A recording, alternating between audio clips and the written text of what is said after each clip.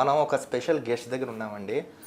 ఎందుకంటే బహుశా ఆయన గురించి మనం చెప్పక్కర్లేదు. ఎందుకంటే ప్రతినిత్యం జనాల్లో ఉంటూ ఒక యువ నాయకుడిగా తనదైన శైలిలో మావాడు మనవాడు మంచివాడు మనసున్నవాడు అని మనం వింటూ ఉంటాం. దానికి పెట్టిన నిర్వచనమే బహుశా ఈయన చూసే పెట్టుంటారేమో ఆ పదం. సో ఎవరో కాదండి, ఇప్పటికే నేను ఏదైతే ఇంట్రో చెప్పానో మీకు వెంటనే ఐడియా వచ్చి ఉంటారు. ఎవరో కాదు, బీజేపీ మల్కాజ్గిరి కార్పొరేటర్ అయిన శ్రవణ్ ఊరపల్లి గారు ఈరోజు మనతో ఉన్నారు.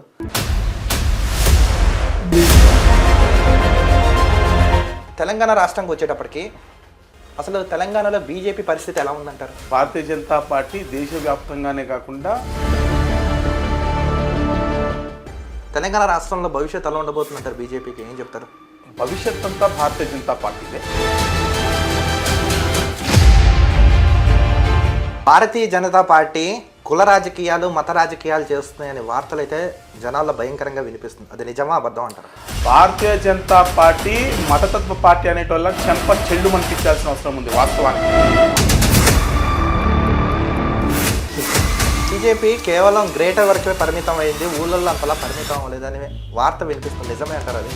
మీరు చూడండి, మొన్న లోకల్ బాడీ ఎలక్షన్స్ జరిగినాయి.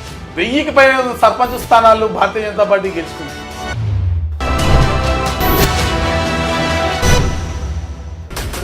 బీజేపీ బీఆర్ఎస్ ఒకటే కదా అని వాదన కాదంటారా? అది మాట నేను కాదు, డైరెక్ట్ ఓవైసీ గారే చెప్పారు. ఒక విషయం ఏంటంటే చాలా మంది అంటున్నారు, బీజేపీకి ప్రధాన శత్రువు ఎవరంటే ఎవరని చెప్తారు? బీజేపీకి ప్రధాన శత్రువు అసలు మీకు రాజకీయం వైపు రావాలని మీకు ఎందుకు అనిపించింది? ఎవరు స్ఫూర్తి అంటే ఎవరని చెప్తారు? ఎలక్షన్స్ వస్తున్నాయి కదా, ఇప్పుడే వీళ్ళు రోడ్లు వేస్తున్నారు అంటారు. నిజమా కదా? ఒక రకంగా రైటే. ఎందుకంటే బండి సంజయ్ గారి సారథ్యాన్ని అప్పుడు జిహెచ్ఎంసీ ఎన్నికలు జరిగాయి. రామచంద్రరావు గారి సారథ్యాన్ని ఇప్పుడు అన్ని సీట్లు వస్తాయని గ్యారంటీ చెప్పగలరా? 100%. ఎలా వస్తాయంటారు?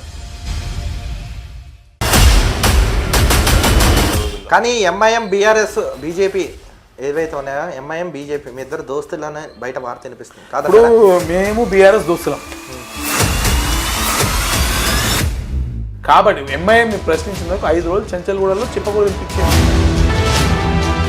శ్రవణ్ గారు కార్పొరేటర్ గారు రాకముందు, శ్రవణ్ గారు వచ్చిన తర్వాత ఈ 5 ఏళ్ల వ్యవధిలో మీరు ఏం డెవలప్ చేశారు? మీరు రాకముందు ఎలా ఉండేది, వచ్చిన తర్వాత ఎలా ఉందంటే ఏం చెప్తారు? 5 years బ్యాక్ కార్పొరేటర్ అంటే కార్లో కూర్చొని సన్ గ్లాసెస్ పెట్టుకొని ఒంటి మీద బంగారు ఉంగరాలు బంగారు చైన్లు. నాకు బంగారు చైన్లు ఉంగరాలు ఏముండవు. గతంలో మీ గురించి కొన్ని వార్తాపత్రికలు, కొన్ని ఛానల్స్ తప్పుడు కథనాలు వేసాయి. అవినీతి అలాంటి వార్త చూసినప్పుడు మీరు బాధపడ్డారా? బాధపడేవాడిని, చాలా మనసంతా ఆక్రోషంగా ఉండేది. రాష్ట్ర అధ్యక్ష పదవుల్లో రాజాసింగ్ గారు, కిషన్ రెడ్డి గారు, బండి సంజయ్ గారు వీళ్ళందరూ మేము కొట్లాడితే ఇంకో వ్యక్తికి ఇచ్చారని మీలో మీకు లోపల కొన్ని భారతీయ జనతా పార్టీలో పోటీ ఉన్నమాట వాస్తవం.